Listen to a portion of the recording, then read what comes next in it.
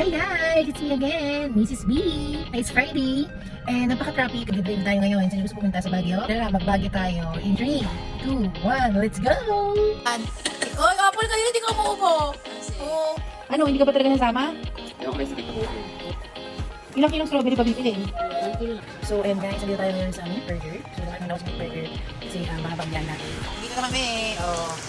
Nauwi na lang sa burger. Dumaan muna kami sa Minute Burger para mag-take out ng mga snacks dahil nga mahaba ang biyahe. So, ayan na ang ating Minute Burger.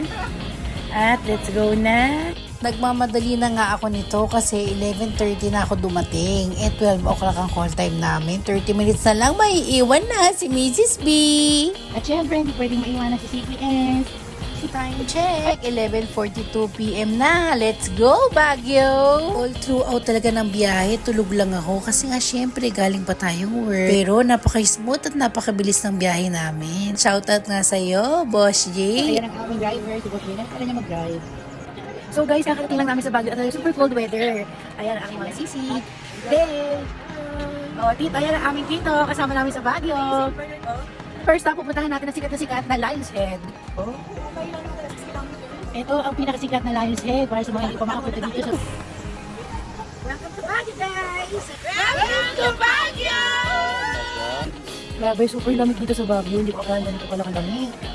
Ang aga namin dumating dito sa Baguio, 5 a.m. pa lang nandito na kami. Kaya naman, tara na, mag-tour na tayo. Second stop, dito naman sa Stone Hill. Go! Aliw na aliw ako habang ini-edit ko tong video na to. Paano naman, todo-todo ang pagre-rehearse. Akala mo talaga sasabak sa contest yan. Third stop, nandito naman tayo sa Strawberry So Farm. we're here at Strawberry Farm, kaso medyo basa. So, naghahanap na ng breakfast ng tropa. Mga gutom na po. O, isa mga ice cream. Ito rin isa. Ano daw yan, guys? Ano po yung isa? Avocado. Ano? Super. Real strawberry yung na. Strawberry tignan pa tayo. Energy!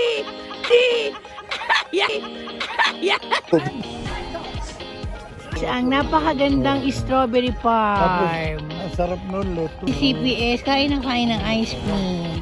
Yung strawberry picking pa tayo. Cara fresh yung strawberry. Kagandahan dito, ang strawberry may kapote. Ito ang strawberry sa tinapid. My God!